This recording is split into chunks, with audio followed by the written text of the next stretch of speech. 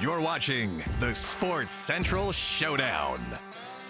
All right, welcome to another edition of the Sports Central Showdown. We have another special guest with us. Well, first, let me give a shout out to Graham Metzker, ESPN Plus, Sports Central.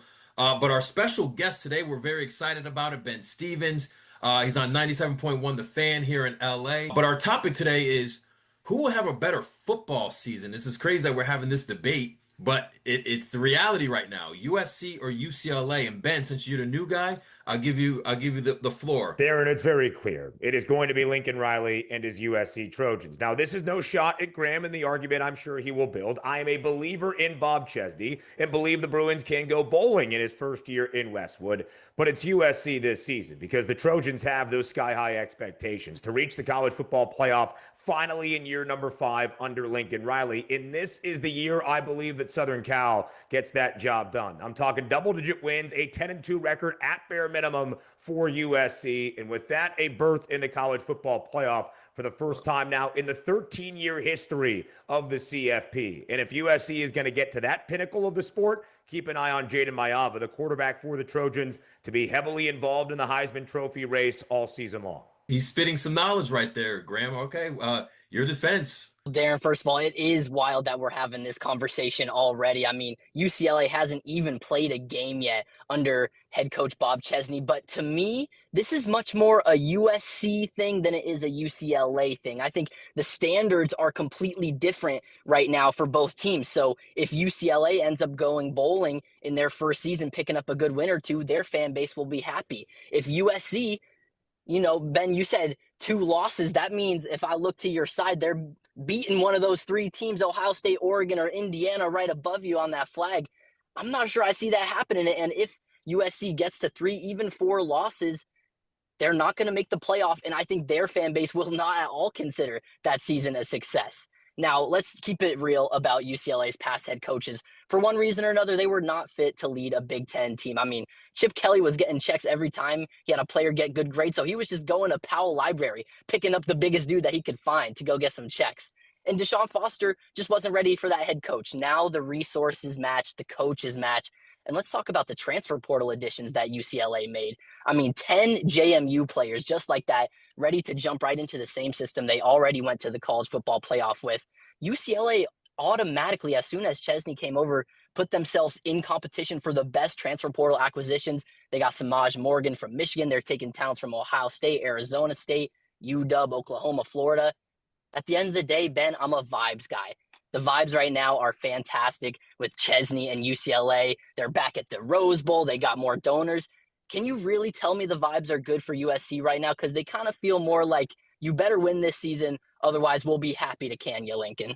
I believe vibes are fantastic right now, Graham, for those in downtown Los Angeles for USC, because the Trojans are capitalizing on a 9-win season. And for the second consecutive year, a full season under Jayden Maiava as that starting quarterback. So yes, there is pressure. Lincoln Riley has that pressure to finally deliver in the way that it was promised when he came to LA now nearly a half decade ago. But with pressure, you make diamonds. You mentioned the schedule, very difficult for USC. They have to play all 3 of the college football playoff teams that hail from the Big Ten Conference from a season ago: Oregon, Ohio State, and the undefeated national champs in Indiana. The good news for the Trojans, those first 2 against the Ducks and the Buckeyes at home in the Coliseum. The end of September against Dan Lanning and his Ducks. The end of October on what could be a spooky Halloween night for Ryan Day and his Ohio State Buckeyes inside the Coliseum. At a certain point, USC has to look at its very difficult docket and say to the opponent,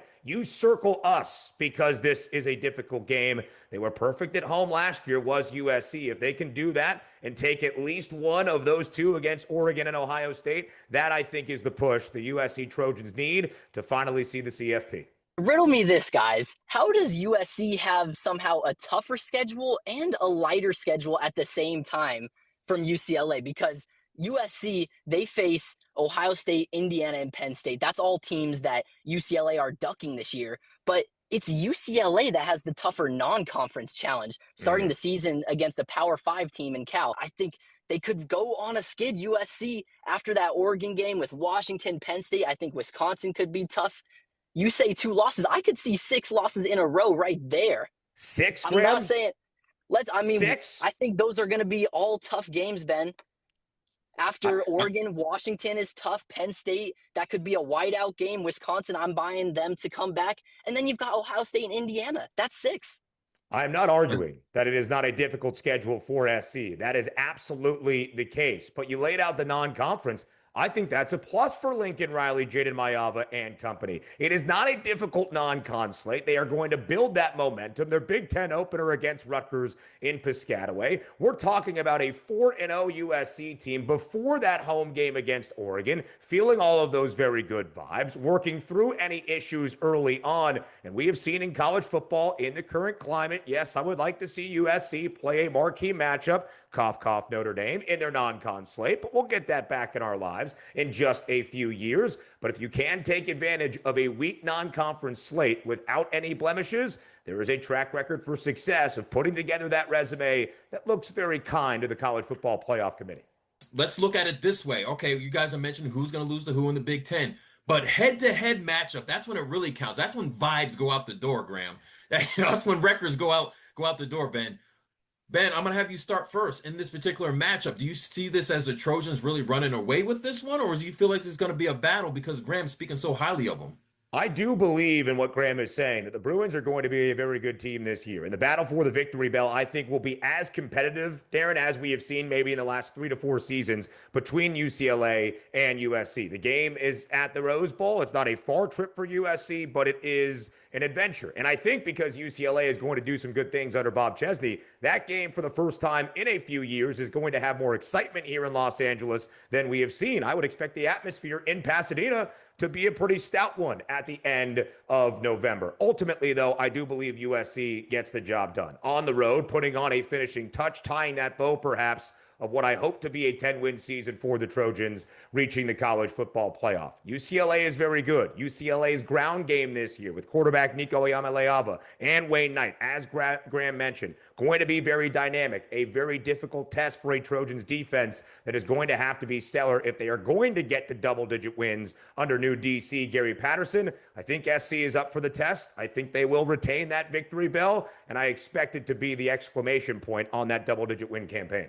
All right, Graham, who's winning that game, that matchup this season?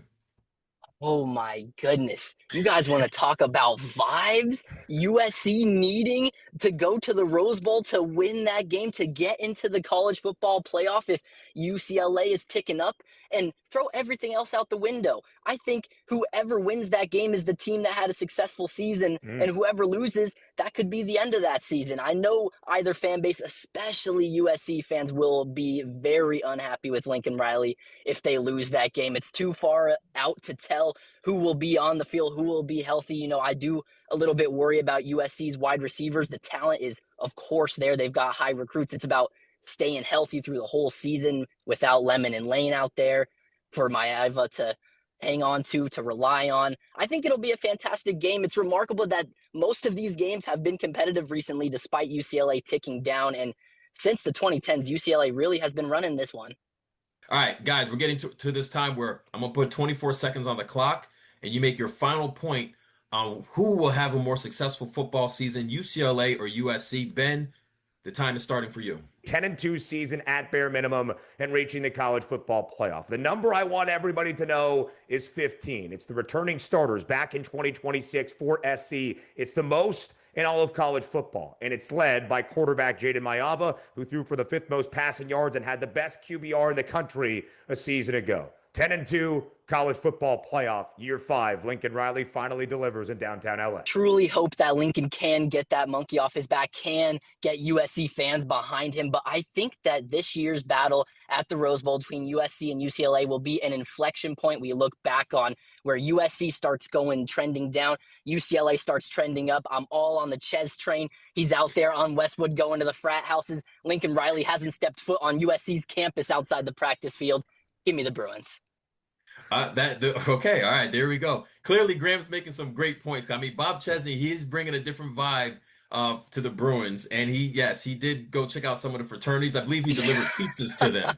I think Lincoln he did. Riley, I don't know if he delivered McDonald's to anybody yet, but still, maybe he's just focused on the game rather than the community. Either way, though, it's a big season for both teams. I appreciate you guys for joining us. Obviously, it's going to come down to November 28th when who really gets the bragging rights, no matter if every team is winless. Ben, thank you so much for joining the show. Graham, good stuff. Time will tell who will win, USC or UCLA. You're watching the Sports Central Showdown.